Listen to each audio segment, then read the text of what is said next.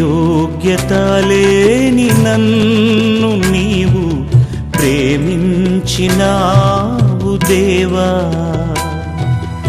ఏ అర్హత లేని నన్ను నీవు రక్షించినావు ప్రభువా, ఏ యోగ్యత లేని నన్ను నీవు ప్రేమించినావు దేవా, ఏ అర్హత లేని నన్ను నీవు రక్షించినావు ప్రభువా, నీకేమి చెల్లితును, నీ రుణమెలా తీర్తును, నీకేమి చెల్లితును, నీ రుణమెలా తీర్తును, ఏ యోగ్యత లేని నన్ను నీవు ప్రేమించినావు దేవా, ఏ అర్హత లేని నన్ను నీవు రక్షించినావు ప్రభువా. మన ప్రభువును రక్షకుడైన యేసుక్రీస్తు నామంలో ఈ నిజ క్రైస్తవ్యం అనే టీవీ కార్యక్రమం చూస్తున్న మీ అందరికీ వందనాలు. ఈ నిజ క్రైస్తవ్యం అనే ఆత్మీయ సందేశాలు మీ ఆత్మీయమైన జీవితాలు బలపరచబడాలని మాత్రమే మేము మీకు అందిస్తున్నాం. ఆత్మీయంగా బలపడండి, చివరి దినాల్లో దేవునికి సమీపస్తులుగా జీవించండి, దైవ దీవెనలు పొందండి. మీ ప్రార్థన అవసరతలు ఏమనంటే ఎప్పటికప్పుడు మాకు తెలియచేయండి. తప్పకుండా దేవుని సన్నిధిలో ప్రార్థన చేస్తామని మనం చేస్తున్నాం. ఈ దినాన దేవునితో సహవాసము అనే అంశాన్ని మీ మధ్య ఉంచాలని ఆశపడుతున్నాను. నిర్గమాకాండం 33వ అధ్యాయం 11వ వచనం తెలియజేస్తుంది, దేవుడైన యెహోవా ఒక స్నేహితుడితో మాట్లాడినట్లు మోషేతో ముఖాముఖిగా మాట్లాడుతున్నట్టు లేఖనాలు తెలియజేస్తుంది. దేవుడు మానవుడితో ముచ్చటించాలని, దేవుడు మానవుడితో సహవాసం చేయాలని దేవుడు కోరుకుంటున్నాడు. ఆ ఏదైనా వనములో ఆదాము హవ్వలు దేవుని సహవాసంలో జీవించేవాడు.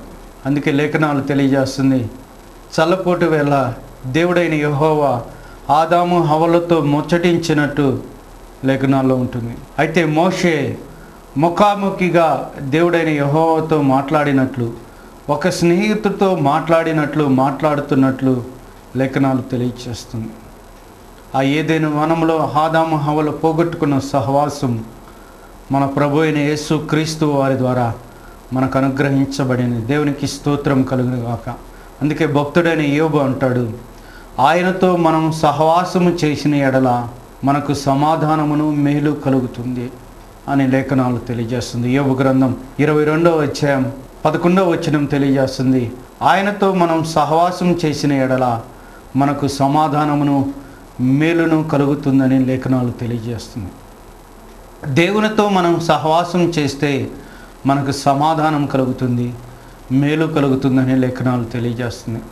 అయితే దేవునితో సహవాసం చేయాలంటే వ్యక్తిగతంగా దేవునితో సంబంధం కలిగి ఆయనతో ప్రార్థన చేస్తూ ఆయనతో ముచ్చటించే అనుభవం మనం కలిగి ఉండాలని దేవుడు కోరుకుంటున్నాడు. ప్రియులారా, ఆ ఏదైనా వనములో ఆదాము హవ్వలు పోగొట్టుకున్న సహవాసం మన ప్రభు అయిన యేసు క్రీస్తు వారి ద్వారా మనకు అనుగ్రహించబడింది కనుక ఈ సహవాసం ఎడబాటు కాకుండా, ఈ సహవాసం తెగిపోకుండా ఎల్లప్పుడూ దేవునితో ప్రార్థన చేస్తూ ఎడతెగక ఆయనతో సహవాసం కలిగి ఉండాలని దేవుడు కోరుకుంటున్నాడు. అందుకే అబ్రహామును దేవుడు పిలిచినప్పుడు ఆదికాండం 12వ అధ్యాయం 13వ అధ్యాయం 14వ అధ్యాయం మనం ఒకసారి జ్ఞాపకం చేసుకున్నట్లయితే అబ్రహాము ఎక్కడికి వెళ్ళినా దేవునికి బలిపీఠాలు కట్టేవాడు, దేవునికి ప్రార్థన చేస్తూ దేవునితో సహవాసం కలిగిన వాడుగా మనం చూడవచ్చు. అందుకే ఆదికాండం 18వ అధ్యాయం మమ్రేలో సింధూర వనం యొద్ద అబ్రహాము గుడారం ద్వారము యొద్ద దేవుని కొరకు ఎదురు చూస్తూ ఉన్నప్పుడు అబ్రహాముకు దేవుడైన యెహోవా ప్రత్యక్షమైనట్లు లేఖనాల్లో మనం చూడవచ్చు. ఆయనతో మనం సహవాసం చేస్తే ఆయన సన్నిధి మన మధ్యకు దిగి వస్తూ ఆయన మనతో ముచ్చటించే దేవుడై ఉన్నాడు. దేవునికి స్తోత్రం కలుగును గాక. మనం ఆరాధిస్తున్న దేవుడు జీవం కలిగిన వాడు, మనం ఆరాధిస్తున్న దేవుడు సజీవుడు గనుక ఆయనతో మనం సహవాసం చేయాలని ఆయన కోరుకుంటున్నాడు ప్రియులారా. అందుకే అబ్రహామును గురించి దేవుడు సాక్ష్యం ఇస్తాడు, నా స్నేహితుడైన అబ్రహాము సంతానమా అని అబ్రహాము గురించి సాక్ష్యం ఇస్తున్నాడు. అంటే సృష్టికర్త అయిన దేవుడు అబ్రహాముని స్నేహితుడు అనుటకు సిగ్గుపడకుండా అబ్రహాము నా స్నేహితుడు అని దేవుడు సెలవిస్తున్నాడు. అందుకే అబ్రహాము, ఇస్సాకులు, యాకోబుల దేవుడనని తను తాను ప్రత్యక్షపరుచుకున్నట్లు లేఖనాలు చూడవచ్చును ప్రియులారా. దేవుడు మానవుడితో సహవాసం చేయాలని, దేవుడు మానవుడితో సంబంధం కలిగి ఉండాలని దేవుడు కోరుకుంటున్నాడు. అయితే మనము కూడా వ్యక్తిగతంగా దేవునితో సంబంధం కలిగి ఉండాలని మనం దేవుని వాక్యం తెలియజేస్తుంది. మోషే దేవుడైన యెహోవాతో ముఖాముఖిగా ముచ్చటించుట దాన్ని బట్టి మోషేలో ఏమొచ్చిందంటే, మోషేలో ఆయన యొక్క గుణ లక్షణాలు మోషేలోనికి వచ్చి, మోషే సాత్వికుడు, భూమి మీద ఉన్న వారందరిలో మోషే మిక్కిలి సాత్వికుడని, నా భూమి మీద ఉన్న వారందరిలో మోషే నమ్మకస్తుడని దేవుడు మోషేని గురించి సాక్ష్యం ఇస్తున్నట్లు మన లేఖనాల్లో చూడవచ్చును ప్రియులారా.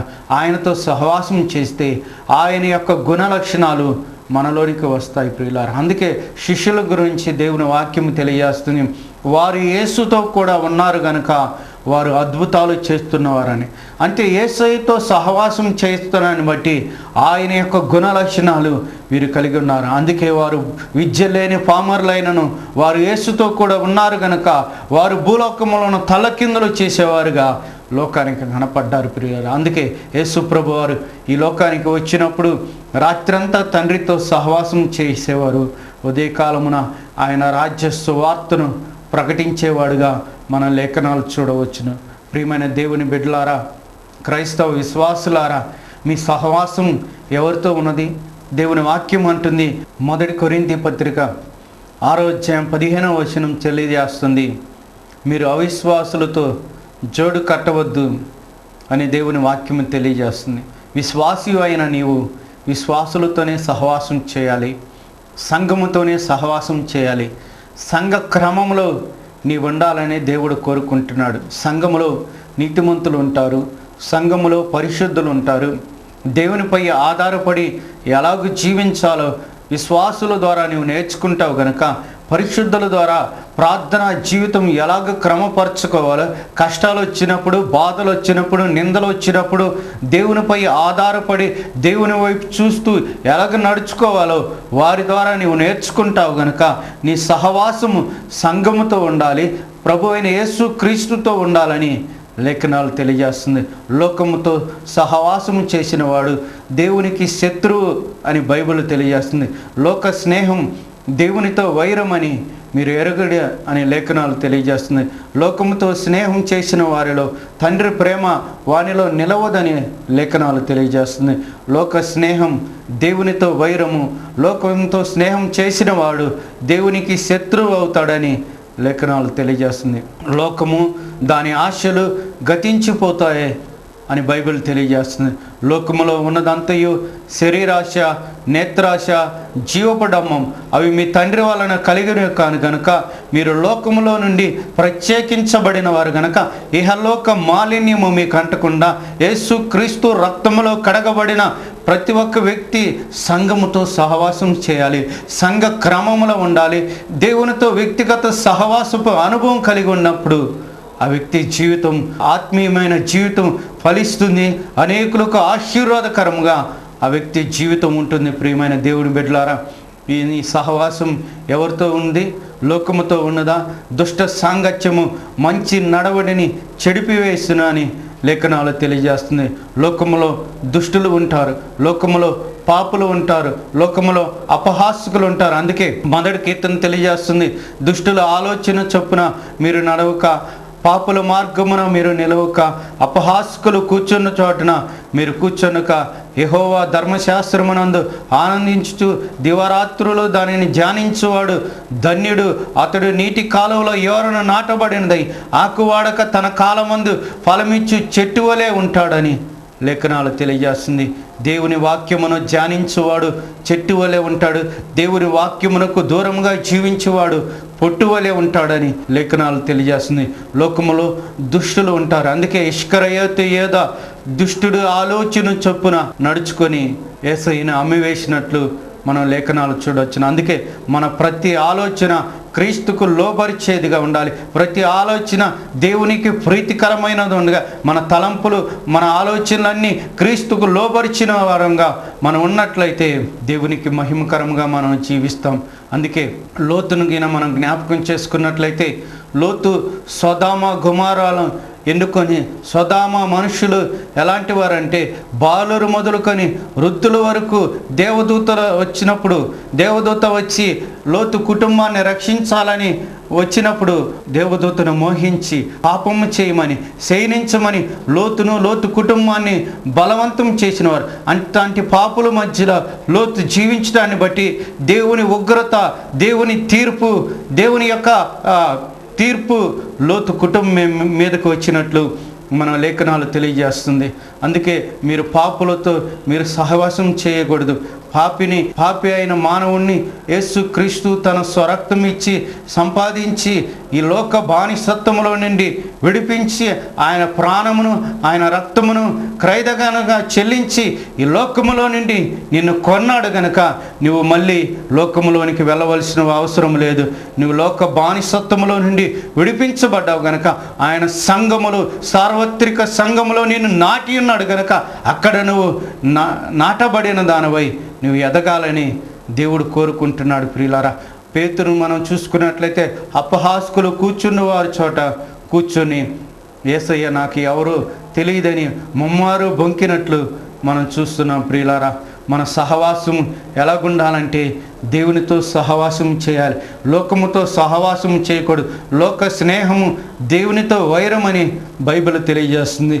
దేవునితో సహవాసం చేసిన ఎడల ఆయన యొక్క గుణలక్షణాలు మనలో కనపడతాయి. మోషే దేవునితో సహవాసం చేయటల ముఖాముఖిగా దేవుడైన యెహోవాతో ముచ్చటించడాన్ని బట్టి మోషే భూమి మీద ఉన్న వారందరిలో మిక్కిలి సాత్వికుడని లేఖనాలు తెలియజేస్తుంది. అపోస్తలుడైన పౌలు క్రీస్తుతో సహవాసం చేయకముందు దూషించేవాడు, హింసించేవాడు, హాని చేసేవాడు, ఇతరులను గాయపరిచే పౌలు క్రీస్తుతో సహవాసం చేసినప్పుడు క్రీస్తు యొక్క గుణలక్షణాలు పౌల్లోనికి వచ్చి నేను క్రీస్తును పోలి నడుచుకుంటున్నాను, మీరును నల్లిపోలి నడుచుకునండి, నేను క్రీస్తు యేసునకు కలిగిన మనస్సును కలిగి ఉన్నానని పౌలు గారు సాక్ష్యం ఇస్తున్నాడు.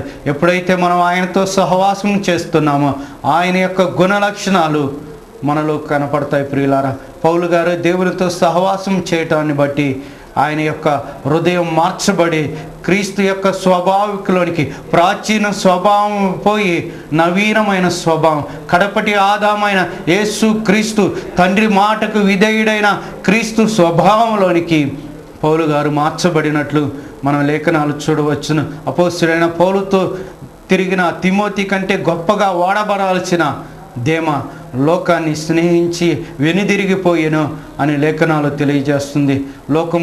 లోకం స్నేహం చేసి దేమ వెనుదిరిగిపోయి దేవుని యొక్క ఉగ్రతను కొని తెచ్చుకున్నట్లు మనం లేఖనాల్లో చూడవచ్చు. ప్రియులారా, లోక స్నేహము దేవునితో వైరము. ప్రియులారా, లోకంలో ఉన్నదంతయు శరీరాశ, నేత్రాశ, జీవపడము ఇవి మీ తండ్రి వలన కలిగినవి, కానీ లోకాన్ని ఎవరైతే ప్రేమిస్తారో వారిలో తండ్రి ప్రేమ నిలువదు అని లేఖనాలు తెలియ.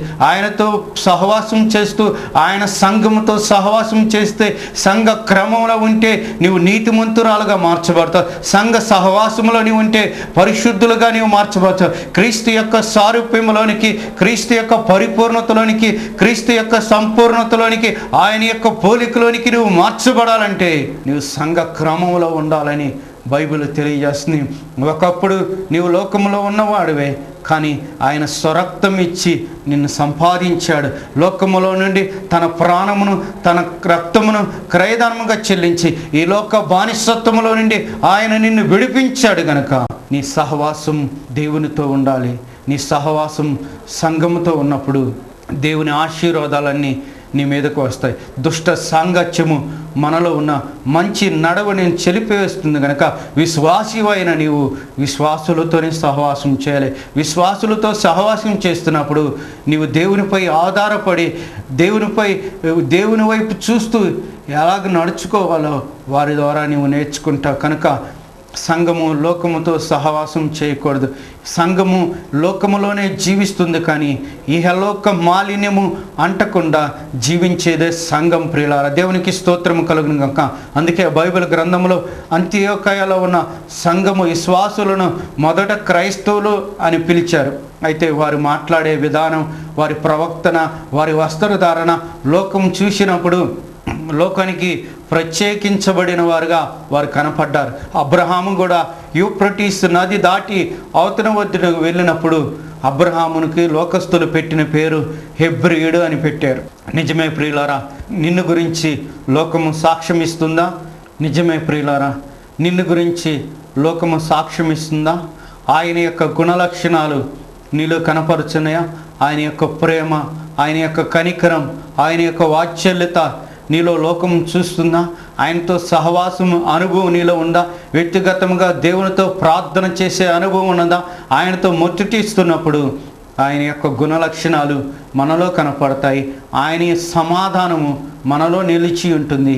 ఆయన ఇచ్చే మేలులన్నీ మనం పొందుకుంటాం. ప్రియమైన దేవుని బిడ్డలారా, భక్తుల జీవితాన్ని మనం జ్ఞాపకం చేసుకున్నట్లయితే మోషే ఆయనతో సహవాసం చేయడాన్ని బట్టి మోషే సాత్వికుడిగా మార్చబడ్డాడు. అబ్రహాము దేవునితో సహవాసం చేయడాన్ని బట్టి అబ్రహాము నా స్నేహితుడైన అబ్రహాము సంతానమా అని దేవుడు ఇశ్రాయేల్ గురించి సాక్ష్యం ఇస్తున్నట్లు మనం లేఖనాల్లో చూడవచ్చును. శిష్యులు యేసుతో సహవాసం చేస్తున్నాను బట్టి వారు యేసుతో కూడా ఉన్నవారు కనుక వారు భూలోకమును తలకిందులు చేసేవారుగా, వారు దెయ్యాలను వెళ్ళగొట్టారు, వారు రోగులను స్వస్థపరిచారు, వారి నీడబడితేనే అద్భుత ఆశ్చర్య కార్యాలు దేవుడు చేసినట్లు మనం లేఖనాల్లో చూడవచ్చు. అందుకే యేసు ప్రభు వారు 33 సంవత్సరాలు ఈ లోకంలో జీవించినప్పుడు రాత్రంతా తండ్రితో సహవాసం చేసేవాడు. ఉదయాన్నే ఆయన రాజ్య సువార్తను ప్రకటించినట్లు మనం లేఖనాల్లో చూడవచ్చును. ఏ వ్యక్తి అయితే దేవునితో వ్యక్తిగతంగా సహవాసం చేస్తాడో, ఏ వ్యక్తి అయితే దేవునితో వ్యక్తిగతంగా ప్రార్థన ముచ్చటించే అనుభవం కలిగి ఉంటాడో, సృష్టికర్త అయిన దేవుడు మానవుడితో మాట్లాడాలని, సృష్టికర్త అయిన దేవుడు మానవుడితో ముచ్చటించాలని కోరుకుంటున్నాడు. ప్రియులారా, నువ్వు కూడా హృదయాన్ని ఆయనకి ఇచ్చినట్లయితే, ఆయనతో సహవాసం చేసినట్లయితే, వేకువని లేచి ప్రార్థన అనుభవం నువ్వు కలిగి ఉన్నట్లయితే దేవుడు నీతో మాట్లాడేవాడై ఉన్నాడు. దేవునికి స్తోత్రం కలుగును గాక.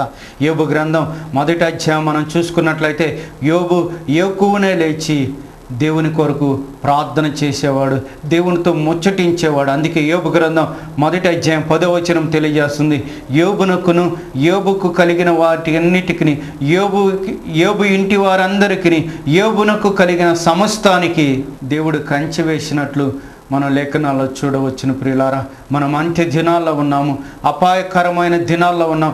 బయటికి వెళుతున్నామంటే అపాయంలోనికి మనం వెళ్తున్నామని, అపాయంలోని తప్పించగలిగిన దేవుని యొక్క కాపుదల, ఆయన యొక్క రక్తపు కోటలో నిన్ను భద్రపరిచి, ఆయన యొక్క ఆశ్రయపురంలో నిన్ను భద్రపరచాలంటే ప్రార్థన కంచెను వేసుకొని బయటికి వెళ్ళినట్లయితే, యోబుకు కలిగిన సమస్తమునకు దేవుడు ఎలాగూ కంచి వేశాడు, నీకును ఆయన్ని రాకపోకల్లో ఆయన కంచి వేసి ఆయన యొక్క దూతలు, ఆయనకు భయపడు వారి చుట్టూ ఆయన యొక్క దూతలు కాపలా ఉన్నట్లు ఆయన నీకు ఆజ్ఞాపించి ఆయన తోడుగా నీకు రాబోతున్నాడు. ఇదిగో యుగ సమాప్తి వరకు సదాకాలం నీతో ఉంటానని చెప్పిన దేవుడు, ఇమ్మానుయేలుగా నీకు తోడై ఉంటానని చెప్పిన దేవుడు నీకు తోడు ఉండాలంటే నువ్వు ఆయనతో సహవాసం చేయాలి, ప్రార్థన అనుభవం కలిగి ఉండాలి. ప్రియమైన దేవుని బిడ్డలారా, లోక స్నేహం, దేవునితో వైరం, లోకములో ఉన్నదంతయు శరీరాశ, నేత్రాశ, జీవపుడంబం గనుక అవి మీ తండ్రి వలనవి కలిగినవి కాని గనుక లోకాన్ని ఎవరైతే ప్రేమిస్తారో తండ్రి ప్రేమ వారిలో నిలబడదని లేఖనాలు తెలియజేస్తుంది. లోకంలో పాపులు ఉంటారు, అందుకే లేఖనాలు తెలియజేస్తుంది. అపోస్తుల కార్యం 2వ అధ్యాయం 37వ వచనం అంటుంది, మూర్ఖులకు ఈ తరం వారికి మీరు వేరే జీవించండి. దేవుడిని ఎరగని జనాంగాన్ని దేవుడు ఏమంటున్నారంటే మూర్ఖులు అంటున్నారు. లోకము వేరు, సంఘం వేరు ప్రియులారా. సంఘము లోకములోనే జీవిస్తుందని, లోకములో సంఘము జీవించే జీవిత విధానం ప్రత్యేకంగా ఉంటుంది. లోక మాలిన్యము అంటకుండా జీవించేది. యేసు క్రీస్తు తన స్వరక్తం ఇచ్చి సంపాదించిన ఈ సంఘము కొరకు తన ప్రాణమును, తన రక్తమును క్రయధనముగా చెల్లించాడు గనక సంఘము లోకానికి ఒక ఆకర్షణ శక్తిగా. అందుకే లేఖనాలు అంటుంది, మిమ్మల్ని పిలిచిన దేవుడు పరిశుద్ధుడు గనక సమస్త ప్రవక్తన యందు మీరు పరిశుద్ధముగా ఉండండి. మీ పరిశుద్ధ ప్రవక్తను బట్టి మీ పరలోకపు తండ్రి మహిమపరచబడాలని లేఖనాలు తని. సంఘము లోకానికి ప్రత్యేకించబడినగా, పవిత్రముగా, పరిశుద్ధముగా ఎప్పుడైతే జీవిస్తుందో సంఘము యొక్క మహిమ లోకానికి కనపరచబడి అన్యజనులు సంఘం వైపు ఆకర్షించబడతారు.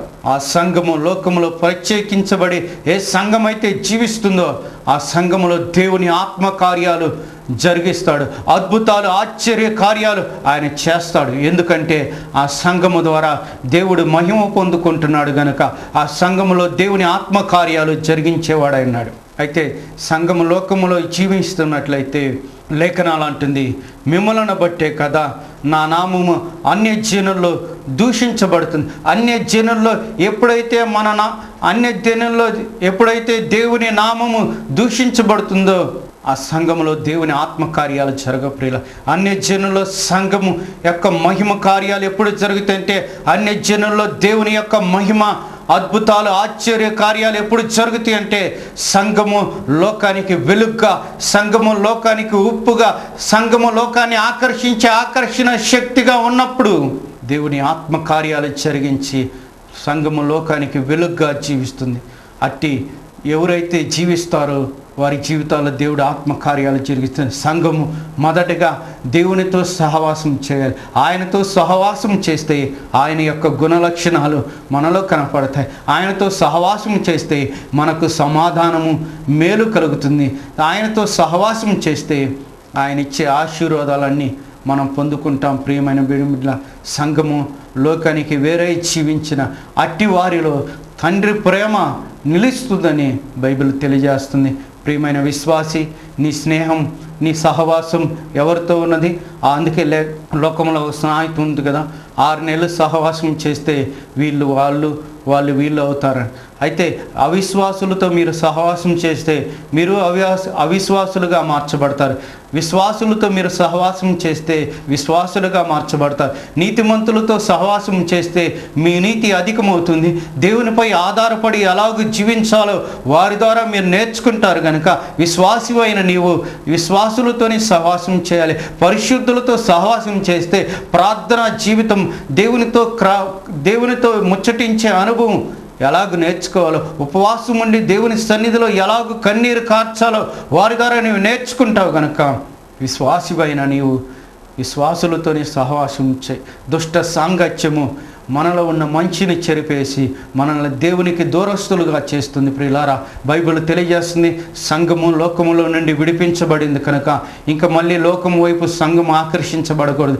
లోకానికే సంఘము ఆకర్షించబడాలి కనుక సంఘము లోకానికి వెలుగుగా, సంఘము లోకానికి ఉప్పుగా, సంఘము యొక్క మహిమ లోకానికి కనపరచబడాలంటే సంఘము క్రీస్తు యొక్క గుణ లక్షణాలను పోలి జీవించినప్పుడు ఆ దేవుడు ఆ సంఘంలో అద్భుత ఆశ్చర్య కార్యాలు చేస్తాడు. అందుకే ఆదిమ అపోస్తులు వారు యేసుతో కూడా ఉన్నారు కనుక వారు అద్భుతాలు చేశారు. వారు యేసుతో కూడా ఉన్నారు కనుక వారు భూలోకములను తల్లకిందులు చేసేవారుగా మార్చబడ్డారు. ప్రియులారా, అందుకే సంఘమునకు గురించి వారు సాక్ష్యం ఇస్తున్నారు.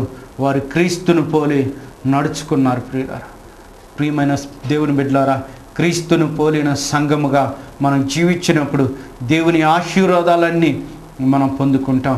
మోషే ఒక స్నేహితుడితో మాట్లాడినట్లు దేవుడైన యెహోవాతో మాట్లాడుతున్నాడు. అబ్రహాము దేవుడితో ముచ్చటించే అనుభవం కలిగి ఉన్నాడు. యోబు దేవునితో సహవాసం కలిగి ఉన్న దాన్ని బట్టి యోబుకు కలిగిన సమస్తమును యోబు ఇంటి వారందరికీ దేవుడు కంచి వేసింది. ఈ అంత్య దినాలు అపాయకరమైన రోజుల్లో దేవుని యొక్క కాపుదల కొరకు నువ్వు ప్రార్థన చేసినప్పుడు ఆయన రక్తపు కోటలో నిన్ను భద్రపరిచేవాడుగా ఉన్నాడు. దయచేసి తల వంచండి, కళ్ళు మూసుకొని ప్రార్థన చేసుకుందాం.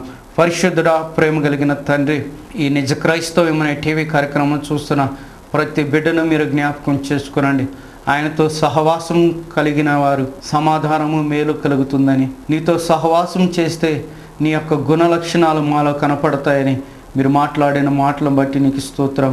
సంఘము లోకానికి వేరే జీవించాలని ఇదే నాన్న మీరు మాట్లాడిన మాటలను బట్టి నీకు స్తోత్రాలు. ఇదిగో అవిశ్వాసులతో మీరు జోడు కట్టవద్దని మీరు మాట్లాడారా తండ్రి. ఇదిగో దుష్ట సాంగత్యము మంచి నడవని చెడిపివేస్తుందని మీరు మాట్లాడిన మాటలను బట్టి నీకు స్తోత్రాలు. మా కార్యక్రమం చూస్తున్న ప్రతి బిడ్డను లోకానికి వేరే జీవించే బిడ్డలుగా జీవించుటకు సహాయం చేయమని యేసు పరిశుద్ధ నామములో అడిగి వేడుకొని ప్రార్థిస్తున్నాము తండ్రి. దేవుడు నాకు అనుగ్రహించిన అధికారాన్ని బట్టి, ఆయన ఇచ్చిన కృపావరాన్ని బట్టి రోగుల కొరకు స్వస్థ ప్రార్థన చేస్తున్నాను. మీ శరీరంలో ఎక్కడైతే బలహీనత ఉన్నదో, మీ శరీరంలో ఎక్కడైతే అనారోగ్యం ఉన్నదో ఆ ప్రదేశంలో మీ కుడి హస్తం ఉంచుకోనండి. మీ చిన్న బిడ్డలకు ఎవరికైనా బాగోకపోతే మీ చిన్న బిడ్డలపై మీ కుడి హస్తం ఉంచండి. చేతబడి దురాత్మ మాంత్రిక చీకటి శక్తుల చేత ఎవరైనా పీడించబడుతున్నట్లయితే టీవీ వైపు మీ కుడి హస్తం చాపండి. విశ్వసించండి, దేవుని మహిమ కార్యం చూడండి. నిశ్చయముగా ఆయన పొందిన దెబ్బల ద్వారా మనం స్వస్థత నొందితిమి అని లేఖనాలు తెలియజేస్తుంది.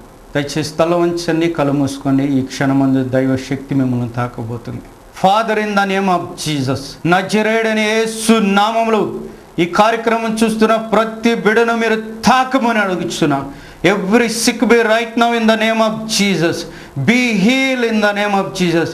ఇదిగో మీరు పొందిన దెబ్బల ద్వారా ఇప్పుడే ప్రతి బిడ్డకి విడుదలను, స్వస్థతను ప్రకటిస్తున్నా. ఇదిగో జ్వరాలతో బాధపడుతున్న బిడ్డలను మీరు ముట్టండి, స్వస్థపరచండి. ఇప్పుడే అది ఎటువంటి జ్వరమైనా సరే పేతురుని ఆత్మను స్వస్థపరిచినట్టు ఇప్పుడే బిడ్డలను తాకి స్వస్థపరచమని అడుగుచున్నాను. చేతబడి దురాత్మ మాంత్రిక చీకటి శక్తుల చేత పీడించబడుతున్న వారిపై ఉన్న శాపపు కాడిని నజరేయుడైన యేసు నామములో విరగ్గొడుతున్నాను. ఈ రాత్రి చామున నీ మహిమ నీ బిడ్డలను తాకుతున్నందుకు నీకు స్తోత్రాలు. ఇదిగో గర్భఫలం లేని బిడ్డలను దర్శించని నాయన. ఇదిగో కుటుంబంలో అసమాధానంలో ఉంటున్న బిడ్డలను అసమాధానాన్ని కొట్టివేయమని అడుగుతున్నా. ఆర్థిక సంబంధమైన ఇక్కలతో బాధపడుతున్న వారి ఆర్థిక అవసరతలన్నీ క్రీస్తు యేసు మహిమలో తీర్చమని అడుగుతున్నాం. నీ బిడ్డలను తాకమని, ముట్టమని, స్వస్థపరచమని, నీ సాక్షులుగా నిలబెట్టుకొని నీ పరిశుద్ధ నామానికి మహిమ తెచ్చుకోమని యేసు పరిశుద్ధ నామంలో అడిగి వేడుకొని ప్రార్థిస్తున్నాం తండ్రి. ఆమేన్. ప్రియులారా, మీ అందరికీ వందనాలు.